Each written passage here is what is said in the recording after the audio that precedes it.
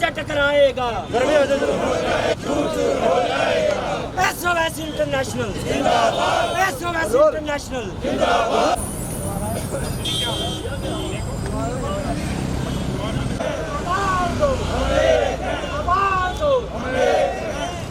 छीन के लेंगे, छीन के लेंगे। नमस्कार दर्शकों, मैं रितेश गुप्ता एक बार फिर से आपका स्वागत करता हूं। दर्शकों, आज 22 अक्टूबर है।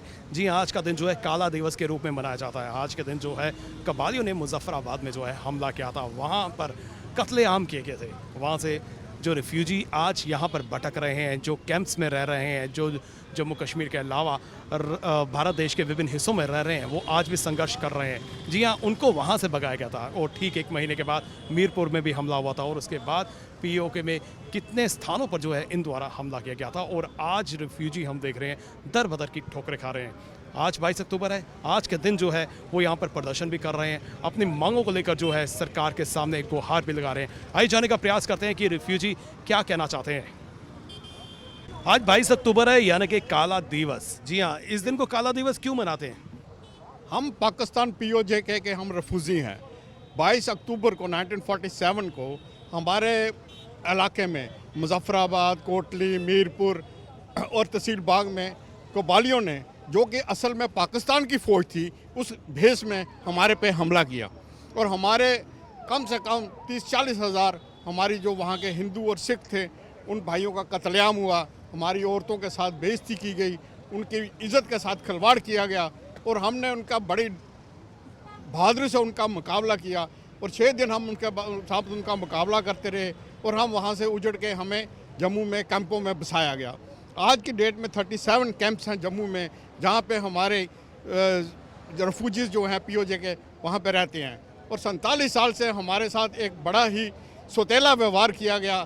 बहुत से रेजोल्यूशन पास किए गए पार्लियामेंट में, हमारी असेंबली में, पर हमें कुछ नहीं मिला। सिर्फ जो अब हमें 5.5 लाख रुपया मिला है, जबकि ये हमें 25 लाख रुपया हमें जो सरकार ने देने का वादा किया था और वो भी उसमें से हमें सिर्फ 5.5 लाख मिला। अभी आपकी मांग क्या है? क्या चाहते हैं आप सरकार से? मांग है कि हमारी जो सारी मांगे जो हैं वो इन टोटो जो है कंप्लीट उसको पूरा किया जाए। जैसे हम हमारे दूसरे भाइयों को, कश्मीर के जो माइग्रेंट हैं, उनको हर किस्म की सहूलत मिलती है, उनको राशन मिलता है, उनको मंथली उनको स्टाइपेंड मिलता है, उनको और सहूलतें मिलती हैं। प्रोफेशनल और मेडिकल कॉलेज में उनको सब जो है रिजर्वेशन है। हमें कुछ भी नहीं है, हम आज भी कैंपों में उजड़ रहे हैं। रोमी जी, आप भी एक रिफ्यूजी हैं जी। तो ये बताइए कि कितना संघर्ष कर रहे हैं? देखिए, संघर्ष तो हमारा 74 साल से ही शुरू हो गया था। ओबियसली तब मैं नहीं थी, लेकिन जो मेरे पूर्वज थे, मेरे बुज़ुर्ग थे, जैसे बचपन से मैं अपने दादाजी से कहानियाँ सुनती आई हूँ। और मैं आपको ये बताऊँ कि मरते दम तक हमारे बुज़ुर्गों ने यही कहा है कि मेरे दादाजी ने और भी जो हमारी कम्युनिटी के बुज़ुर्ग हैं कि करें। मतलब अब हम लोग, आज कुछ लोग अच्छे सेटल हो गए हैं जो पढ़ लिख गए हैं, लेकिन अभी भी आप कैंप्स देखिए। तो मैं आपको सिर्फ ये बताना चाहती हूँ कि हमारे बुज़ुर्गों ने जो अपनी आखिरी सांस ली है, वो अपने उन घरों को याद करके ली है। बिकॉज जब वो वहाँ से उनको माइग्रेशन करनी पड़ी थी, तो ये लोग अपने घर ये सोच के छोड़ आए थे कि 2-4 दिन में वापस चले जाएंगे। लेकिन आपको पता ही है तब क्या हालात मज़हब के नाम पे हुए थे और कैसे वहाँ से लोग उजड़ के आए। तो हम ये चाहते हैं कि एटलीस्ट जब गवर्नमेंट ये कहती है, जब हमारे माननीय गृह मंत्री जी ये कहते हैं कि POK हमारा है और हम POK लेके रहेंगे, तो कम से कम वो ये तो देखें कि हमारी चौथी पीढ़ी है जो तब से स्ट्रगल कर रही है। लास्ट ईयर राजीव चुनी जी ने दिल्ली में जंतर मंतर में हमने प्रदर्शन किया था हर साल, बिकॉज़ ये वो दिन है जब पाकिस्तान से फर्स्ट टाइम कबायली हमारी स्टेट में एंटर हुए थे। ठीक है, तो हम लोग पुंछ, मीरपुर, कोटली ये सारे एरियाज़ के हैं। तो तब से हमारी स्ट्रगल चल रही है। देखिए, डिमांड्स हमारी यही हैं कि कम से कम जो हमारे बच्चों के लिए कुछ कोटा होना चाहिए। आप देखिए 74 साल के बाद अभी भी हमारे 39 कैंप्स हैं। आप देखिए भोर कैंप है, सिंबल कैंप है, गोल गुजराल कैंप है, बड़याल ब्राह्मणा कैंप है। सो इतनी सारी कैंप्स 74 ईयर्स के बाद भी हैं। तो आप मुझे बताइए, गवर्नमेंट ने हमारा साथ कहाँ दिया? हमारे लोगों की आप हालत देखेंगे, किसी भी आप बस या मेटाडोर में आप देखिए कंडक्टर कौन होगा, हमारी कम्युनिटी से होगा। आप देखिए ड्राइवर कौन होगा, बिकॉज हमारे लोग स्टैंड ही नहीं हो पाए। डिप्टी CM जो हैं रह चुके हैं इस स्टेट में, वो भी आप ही की कम्युनिटी के हैं, वो भी रिफ्यूजी हैं।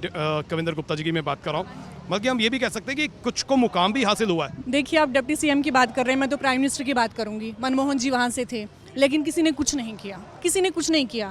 राजीव चुनी जी मनमोहन सिंह के पास भी गए थे, उन्होंने भी कहा था जब मैं वहाँ से आया था एक बक्सा लेके आया था, लेकिन ये सब बक्से लाके उन्होंने खुद के लिए ही। देखिए, आज मनमोहन सिंह जब पीएम थे तब की बात कर रही हूँ मैं, बट हमारे लोग स्टिल वी आर देयर, यहाँ पे थे। आपका नाम?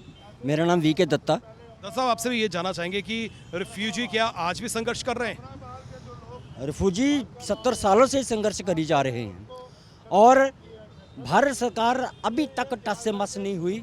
आज तो हमारा एक 22 अक्टूबर 1947 को हम जो है हर साल हम ब्लैक डे मनाते हैं। इसका कारण ये था 22 अक्टूबर 1947 को पहला अटैक मुजफ्फराबाद में हुआ था। इस वक्त मेरे साथ हैं राजीव चुन्नी जी, जो SOS इंटरनेशनल के चेयरमैन भी हैं, और आज के दिन के बारे में वो क्या कहना चाहते हैं, आइए जानते हैं। देखें, पहले तो मैं ये बात आपको कहूँगा कि आज हम काला दिवस क्यों मना रहे हैं, क्योंकि आज ही के दिन 22 अक्टूबर 1947 को पाकिस्तान ने कबायलियों को भेजा था और पाकिस्तान की आर्मी भी कबायलियों की शक्ल में हम पर टूट पड़ी थी और पहला हमला मुजफ्फराबाद पर मुकम्मल तौर पर, हालांकि छिटपुट घटनाएं तो पहले भी होती थी, मुकम्मल तौर पर 22 अक्टूबर को हुआ और वहाँ पर हिंदू और सिखों की निर्मम हत्याएँ की गईं और पूरे इलाके मुजफ्फराबाद, मीरपुर, पुंछ, गिलगित बाल्टिस्तान में 70,000 लोग हमारे जो हैं वो काल का ग्रास बन गए और हमारी लड़कियों के साथ रेप हुए, उनको उठाकर ये ले गए जिनका आज तक पता नहीं चला। तो मैं समझता हूँ कि ये काला दिवस है, लेकिन अफसोस इस बात का है कि ना तो कश्मीर से, ना पाकिस्तान से, ना कहीं और जगह से हमारे समर्थन में कभी आवाज़ उठी कि पाकिस्तान ने गलत किया है। लेकिन हमें अपनी सरकार से भी एक गिला है, वो ये गिला है कि ये लोग इतनी कुर्बानियाँ देकर जब यहाँ आए तो इनकी मदद की जानी चाहिए थी, एक मरहम लगानी चाहिए थी इनके ज़ख्मों पर। आज की तारीख में भी 39 कैंप्स हैं जिसमें ये लोग रहते हैं और वहाँ जीवन यापन करना बड़ा कठिन है, बड़ा मुश्किल है। कोई सहायता सरकार की तरफ से नहीं है और इनकी जो अपनी चल और अचल संपत्तियाँ थी वो पार पड़ी हैं, जहाँ इनका जाना तो छोड़िए, भारत की सरकार भी वहाँ पार नहीं जा सकती। देखें, एक यूनिफॉर्म पॉलिसी बने। यहाँ कश्मीर से विस्थापित आया है, उसने एक रास्ता दिखाया है कि एक विस्थापित के क्या अधिकार होते हैं। उनको मंथली कैश रिलीफ मिलती है, उनको राशन मिलता है, मिट्टी का तेल मिलता है, उनके बच्चों को शिक्षा मिलती है मुफ्त में, प्रोफेशनल टेक्निकल कॉलेज में रिजर्वेशन मिलती है, उसके अतिरिक्त और भी सारे उनको सुविधाएं हैं। मैं कहता हूं, मैं उसका विरोध नहीं करता, लेकिन ये सारी चीज़ें मुझे क्यों ना मिले, क्योंकि कश्मीर आज किसी दूसरे देश के कब्ज़े में नहीं है। ये लोग जब चाहें अपने घर में वापस जा सकते हैं, उसको किराए पर दे सकते हैं, मकान को बेच सकते हैं। लेकिन मेरी हालत ये है कि मैंने पीछे मुड़कर नहीं देखा। मेरी ज़मीन आज कहाँ है, उसका आज क्या हाल है, इसका मुझे आज तक नहीं पता, क्योंकि बीच में LOC खड़ी है। मेरा जाना तो छोड़िए, भारत के प्रधानमंत्री भी वहाँ नहीं जा सकते। तो एक फ़र्क है। तो मैं समझता हूँ कि इस फ़र्क को पाटने के लिए हमको एक यूनिफॉर्म पॉलिसी लानी पड़ेगी भारत के अंदर। हम ये करें कि भगवान ना करे कि आज के बाद कोई घर से विस्थापित हो, कोई भी ना विस्थापित हो, क्योंकि हमने वो दर्द देखा है।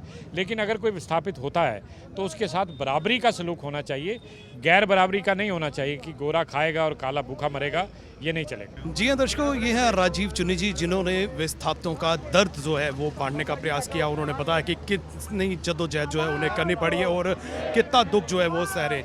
उनका ये कहना है कि जो कश्मीरी माइग्रेंट्स हैं उनको जो अधिकार दिए जा रहे हैं वही अधिकार जो है रिफ्यूजी को भी मिलने चाहिए, क्योंकि रिफ्यूजी जो है वो भी अपना घर, अपना परिवार जो है वहाँ पर, अपनी ज़मीन जो है वो वहाँ पर छोड़ कर आए थे।